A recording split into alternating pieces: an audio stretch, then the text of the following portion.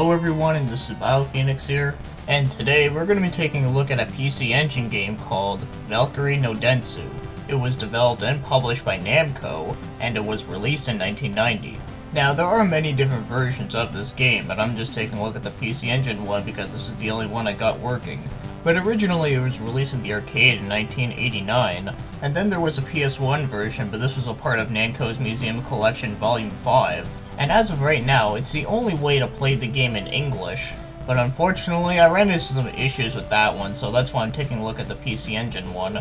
And another thing I have to address is that this is actually not the first game in the Valkyrie series from Namco. It's actually the second one, where the first one was for the Famicom. So the reason why I'm taking a look at this one and not the first one is mostly because this is the game that I'm much more familiar with, so I just wanted to talk about this one first. But eventually I'll take a look at the Famicom one and then some of the other ones in the series, which I will get into much later on in the video. So this game is an action platformer from a top-down view. If it reminds me of anything, it kind of reminds me of Wonder Boy, but it's in a top-down view. So first things first, let's take a look at the story. So you take control of a girl named Valkyrie, who is not an actual Valkyrie from Norse mythology, although that would be pretty cool if she was. So Valkyrie's goal is to reclaim the Golden Seed, which was stolen by the evil Camus. It kinda sounds like the combined words of kaboom and moo. I don't know, I just found that amusing. So it's pretty typical stuff, but you do get a lizard friend named Corino Sandra. Although he has been called different names before, like he has been just known as Xandra with an X, and he has also been renamed to Werlo at one point. Yeah, so very strange that they changed the name so many times, but oh well. So that's all there is to the story, so there's not much else to talk about, but it's alright for what it is, since it is an arcade game, so I don't expect like an overblown story with some insane plot points with deceptive twists and turns that will rally your mind. I don't expect any of that kind of shit from games like this. So let's get moving on to the gameplay. So you run around and you shoot stuff, and you can also jump across platforms. And there is some minor RPG elements since you do get EXP, and the more that you get, you do kinda level up in a sense, but instead of just leveling up like stats and whatnot, you actually get better power-ups for your weapon. The more farther you get through the game, the more heart containers you get, and same thing with magic. So there are people that you can talk to, and sometimes you can get some items, and various amount of other things. Now, unfortunately, because I am playing the Japanese version, I couldn't find a fan translation of this game. And there's quite a bit of text in the game, but thankfully, I will say right here, you don't need to actually read any of this stuff to actually progress through the game. Now, sometimes when you talk to some of the random people, they'll ask you a question from A, B, or C, and if you get the correct one, they'll give you something special. That is the only crappy part about not being able to read anything, but other than that, at least you can still beat the game without having to do any of that. And also, the stores are very easy to navigate through, so that's also not an issue. But I will just say right here is that this is probably one of the few games that does require some text, but is still very playable without knowing any of it. Since this is a more action-based game rather than an RPG, thank God. Because if this was a full-fledged RPG, then I would have been screwed. So there are multiple different ways to clear the level by getting from point A to point B, but since the other levels are kind of maze-like, you can pretty much just go from taking different paths just to get to the end. Which is nice just to get some options, so at least the levels are not like completely straightforward. And at the end of each level you get to fight a boss, and then after that you get to continue on to the next one, and there's quite a few different stages within the game. So it's an easy to understand platforming shooter, which is quite interesting. But for me personally, I found this game to be very infuriating, and it probably has to do with the fact that I'm just not very good at this game. But I do consider it to be a very tough game. So with that being said, let's take a look at the controls. And I will say the controls do work pretty well. So the button layout is very easy to understand, although it did take me a little bit of time to figure out how you use magic, but you actually just hold down the fire button. Now, the walking in this game is very responsive, but I do feel that the game is a little bit slow-paced, at least a bit slower than I was expecting it to be. But I don't have any problems with the moving, but I do wish it was a little bit faster, but that's not a huge deal for me.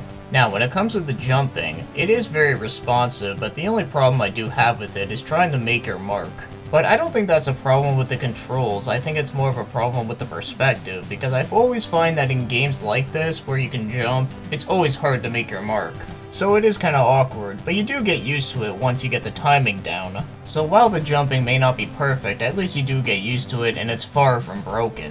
So overall, when it comes to controls, I do think they're not that bad, but there are some things that could have been a little bit better, but it's still pretty good for what it is. Now as for the game's graphics, I do think they look really nice for a PC Engine.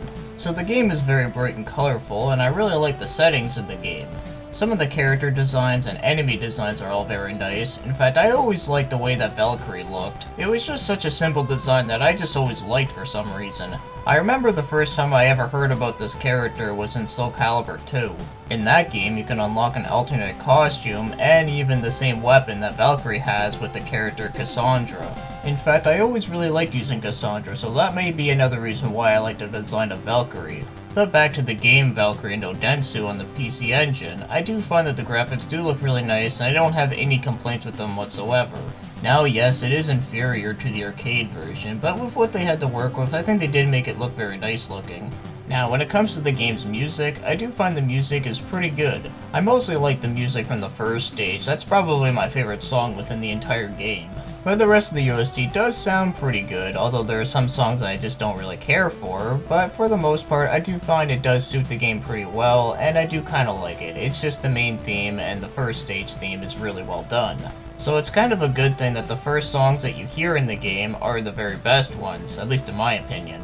But I will say, that boss theme doesn't sound very great though. That's probably my least favorite song within the entire game, but other than that, the rest of it is pretty good or decent at best. Now, if you want to buy this game is only released in Japan, and because it is on a HuCard, that means you can't play it on your TurboGrafx 16. Which does kinda suck, but at least the PC Engine system itself isn't that expensive, at least not as expensive as you might think.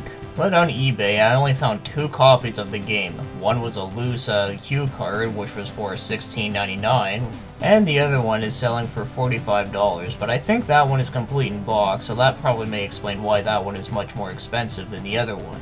Now remember I said there is a way to play this in English, but on the PS1, which is a part of that Namco Museum Volume 5? Well, sadly, that one is pretty damn expensive. It's like $80 to $100. So unfortunately, playing this game on original hardware is a bit tough, but thankfully there is emulation for that. Now I have heard there was also a Wii Virtual Console release, but I don't know if you can still access it.